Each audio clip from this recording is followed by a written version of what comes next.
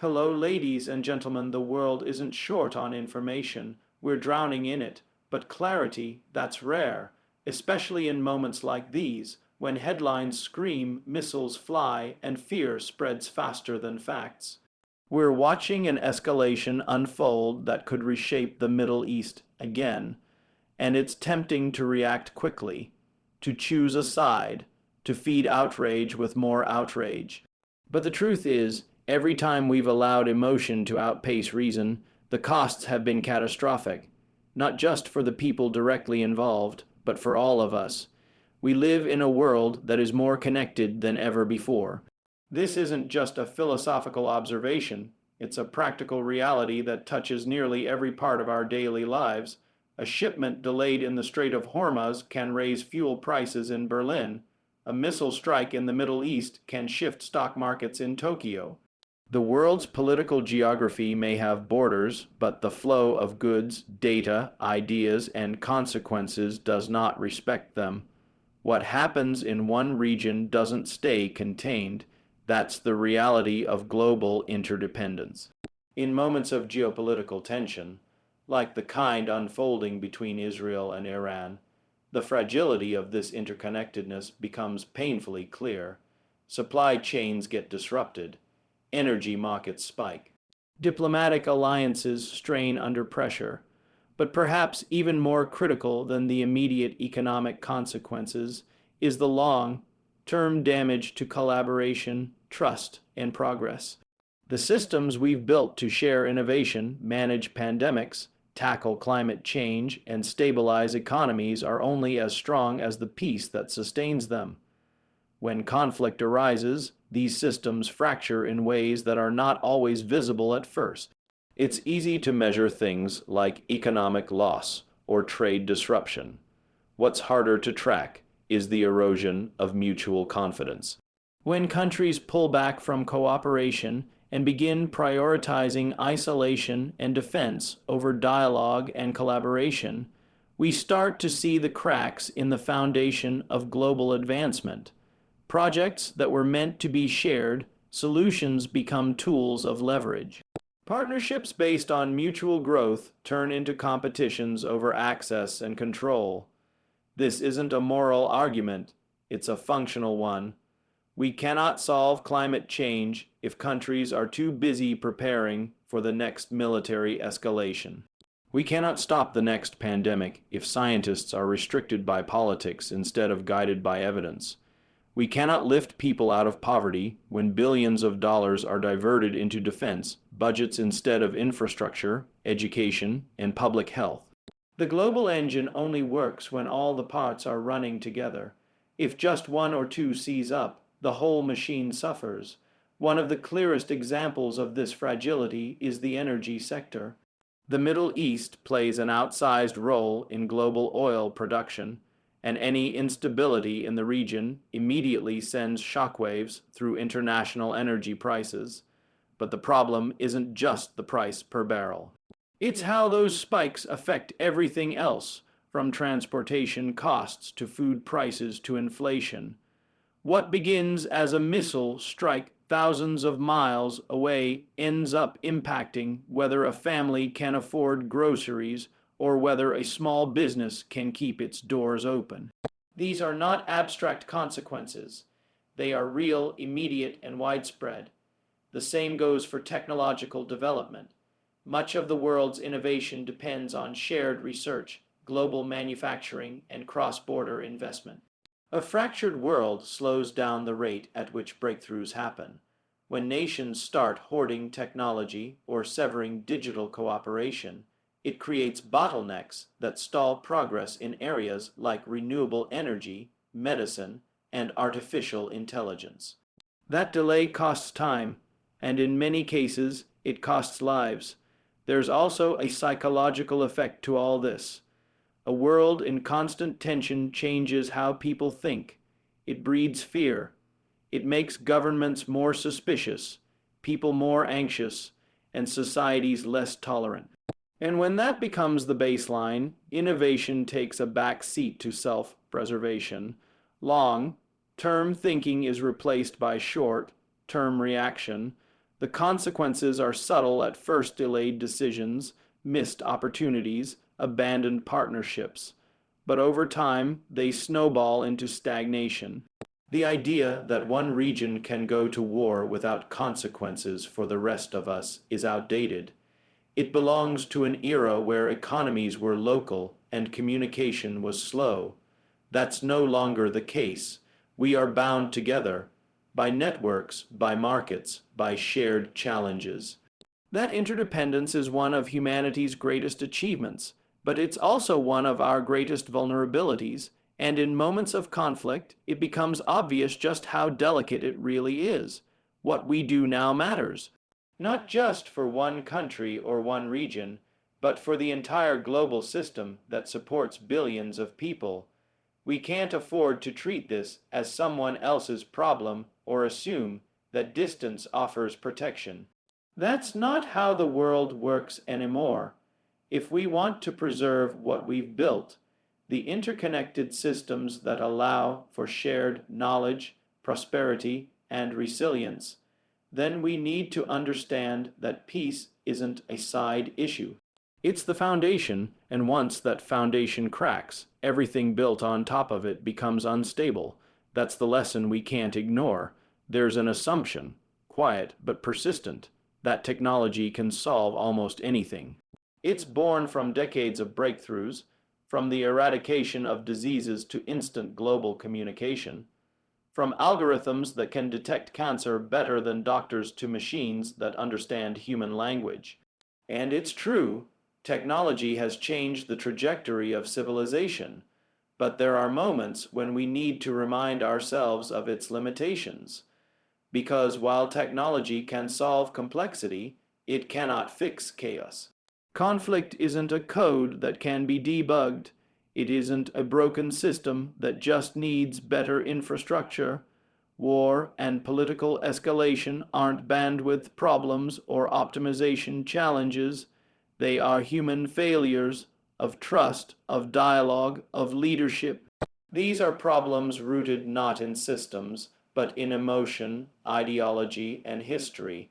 They live in fear and mistrust, in retaliation and pride, and no machine, no app, no platform has yet been built that can rewrite those instincts.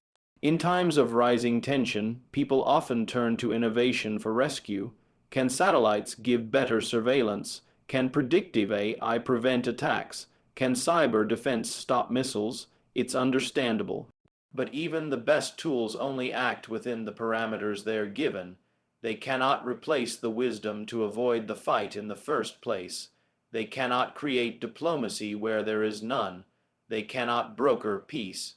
And more dangerously, relying too heavily on them gives the illusion of control in situations that are spiraling precisely because people believe they are in control.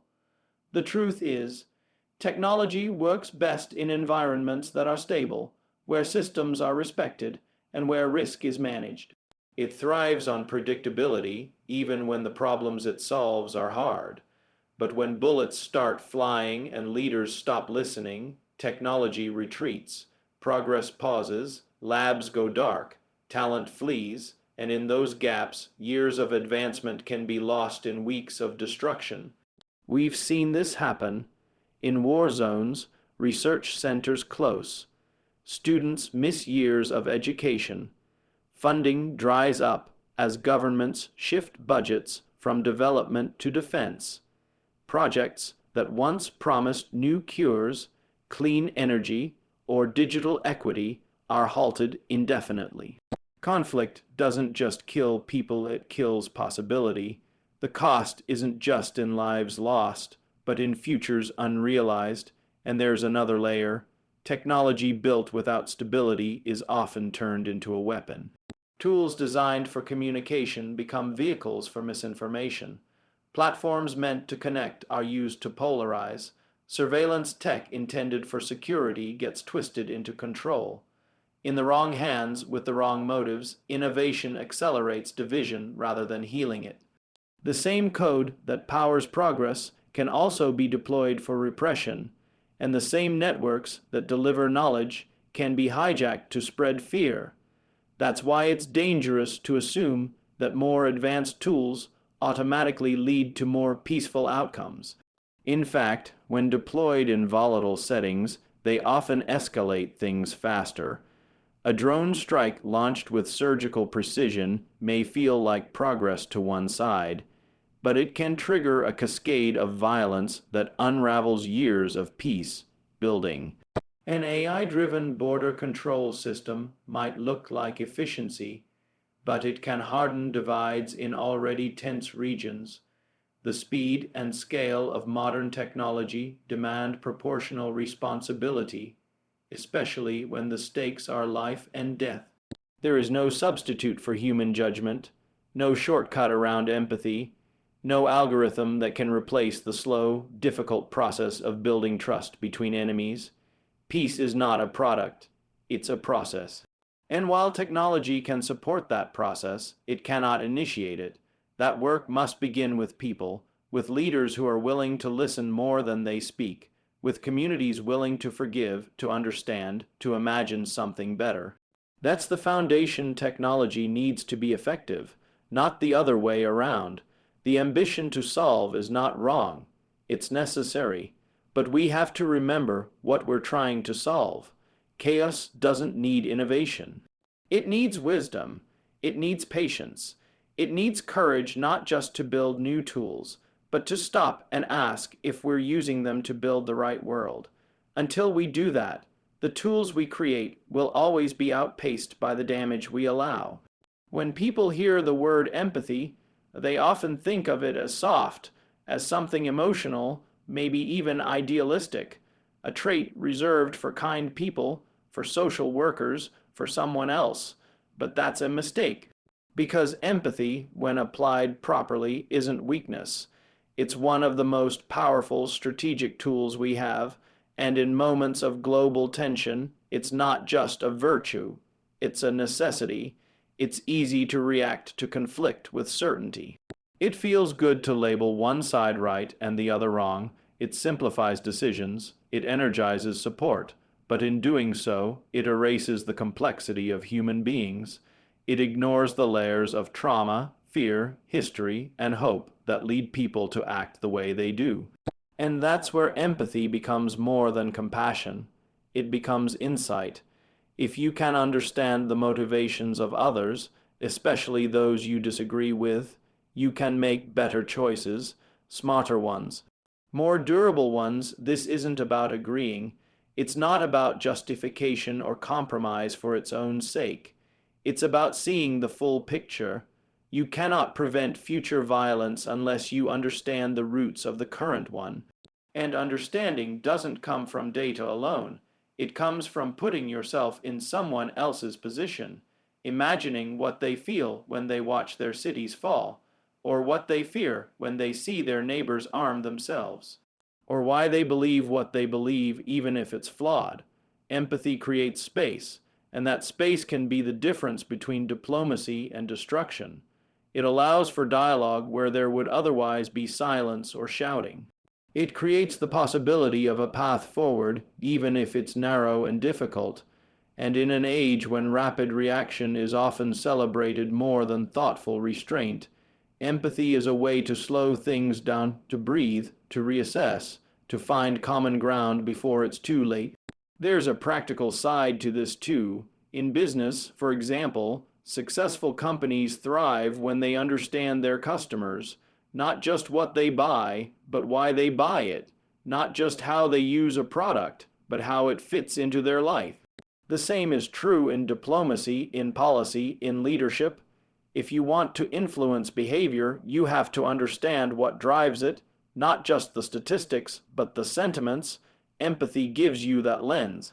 And it's not just about preventing conflict, it's about solving problems more effectively. When you build systems with empathy, you design for the people they're meant to serve. You anticipate pain points. You avoid unintended consequences. You build with real humans in mind, not just hypothetical models, and those systems are more likely to last, more likely to be adopted, and more likely to scale. Empathy also disarms extremism. When people feel seen, they're less likely to become radicalized. When communities believe their concerns are heard, they're more likely to invest in peace. And when leaders treat their opponents not as enemies but as potential partners in resolution, they open doors that might otherwise remain closed. It's not foolproof and it's not fast, but it's the only approach that leads to long-term stability. Technology has made it easy to dehumanize. With a few swipes or clicks, we reduce people to profiles, posts, and headlines, and in the fog of political or military conflict, that dehumanization becomes more dangerous. When we stop seeing individuals and start seeing only factions, we stop caring about consequences, we become more willing to justify suffering, more willing to ignore pain, and that leads to decisions that are efficient in the short term but catastrophic over time. We need to shift the mindset, not because it's morally superior, though that's true too, but because it's more effective. Leaders who practice empathy can anticipate unrest before it erupts. They can build coalitions where others see only division. They can negotiate outcomes that endure because they're built on understanding, not coercion. Empathy requires discipline. It means listening when you're angry. It means resisting the urge to retaliate. It means being curious instead of judgmental. And most of all, it means remembering that the people on the other side are humans, scared, hopeful, flawed, and just as complex as we are. In the long run, progress will be determined not by how quickly we escalate, but by how wisely we pause. Not by how much we win, but by how much we build. And empathy, quiet, difficult, essential, is the foundation of that kind of world. History doesn't repeat itself in the way textbooks might suggest, but it certainly echoes. Patterns resurface, mistakes reemerge, dressed in the language of the present, but born from the same instincts: fear, pride, urgency, and the belief that force secures peace faster than patience. If there's one thing we should have learned by now, it's that escalation is rarely a one-way street. It invites a response, it builds momentum, and once that momentum gathers, it becomes incredibly difficult to stop. The danger isn't just in the obvious damage: cities reduced to rubble, lives lost, futures destroyed. The deeper danger is in how quickly humanity forgets the lessons of its own past. We've seen cycles of retaliation unfold again and again, especially in regions where history itself is a wound that's never fully healed. Tensions rise, alliances harden, and leaders feel the need to act swiftly to avoid appearing weak. But in doing so, they often set off a chain of consequences that can't be undone with a single negotiation or ceasefire. What gets lost in these moments is the realization that we've been here before. Different players, different technologies, different names, but the same logic. The logic that says if we don't strike now, we'll lose our chance. That deterrence comes from action, not diplomacy. That the cost of waiting is higher than the cost of engagement. These assumptions are easy to justify in real time, especially when fear is amplified by public pressure.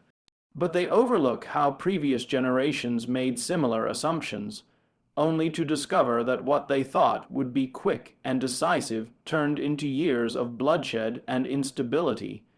Look closely at the decisions that preceded major wars and invasions over the past century. Almost none of them were made in ignorance.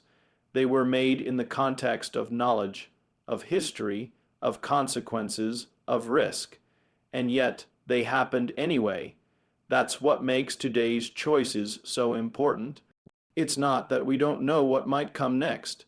It's that we do, and the fact that we do means we can choose differently. There's an irony in how modern conflict unfolds. We have more data than ever before. More intelligence, more surveillance, more predictive modeling, and yet the decisions are still subject to the same impulsive forces that have driven humanity into conflict for thousands of years. Fear of being outmaneuvered, fear of losing face, fear of vulnerability. But true strength doesn't come from reacting out of fear. It comes from recognizing the trap of inevitability and stepping away from it. It's important to remember that restraint is not the absence of power. It's the highest use of it. When leaders hold back from retaliating, not because they can't, but because they choose not to escalate. Those are the moments that change history. Those are the decisions that get remembered not for what they destroyed, but for what they preserved. It takes far more courage to delay a strike than to authorize one, far more vision to imagine a path toward coexistence than to double down on confrontation. Mistakes of the past are only preventable if we allow them to inform the present. Otherwise, they become something worse than mistakes. They become habits, habits of thought, habits of leadership, habits of conflict, and habits are hard to break unless someone deliberately interrupts the pattern. We are at a point in history where disruption is constant. Climate, economics, technology, pandemics. They're reshaping the world faster than most institutions can respond. Adding another major conflict to that equation doesn't just distract us from solving those problems. It compounds them. It slows down the systems we depend on, trade, cooperation, development, and speeds up the forces that threaten stability across the globe. So the question isn't just whether action is justified. The question is whether it's wise, whether it leads to a future that's safer, or just one that feels momentarily avenged. The decisions made in the coming weeks will set the tone not just for this conflict, but for how the world handles the next crisis. And the one after that. What we need now isn't new weapons, it's new thinking, the kind that looks back clearly at what's come before, not to paralyze action, but to inform it, so that this time, when the echoes begin to sound, we don't follow them blindly. We stop, we listen, and we choose a different path, one that history will look back on, not as a repeat, but as a turning point. There's a unique weight that comes with having access to information. It's not always obvious at first. In a world overwhelmed by constant news updates, dated dashboards, expert commentary, and real-time feeds, it's easy to forget that being informed is a privilege, not just in the sense of access, but in the sense of responsibility. Knowing more means being accountable for doing more, and in times of global crisis or potential conflict, that responsibility becomes harder to ignore. Being informed doesn't just mean consuming facts. It means understanding context, recognizing patterns, identifying risk. It means reading between the headlines and asking harder questions about motives, about timing, about consequences. It's not just knowing what's happening, but having the ability to think through why it's happening, what it could lead to, and what role we might play in shaping the outcome. When you're in a position to see the broader picture, it's no longer ethical to act as if you don't. Silence becomes complicity, passivity becomes endorsement, and in a world where small decisions can cascade into massive global impact, inaction by the informed becomes one of the most dangerous forces of all. At any given moment, there are individuals who possess the tools to see danger coming. Analysts, technologists, policymakers, educators, investors. They have models, data sets, historical parallels, and sometimes what they see is inconvenient. It might challenge existing alliances. It might run counter to national narratives. It might ask people to resist the momentum of outrage, but that's precisely why they're needed. Because when a system is being pushed toward escalation, the presence of informed voices can be the only thing that slows it down. The public, too, is more informed now than at any point in history.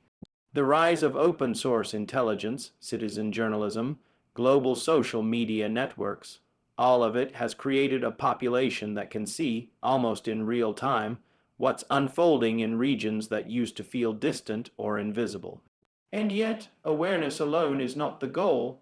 What matters is what we do with that awareness. If you understand that another round of violence will lead to generational trauma, then you have a responsibility to say so. If you know that economic sanctions will hurt civilians more than leaders, you can't pretend you don't.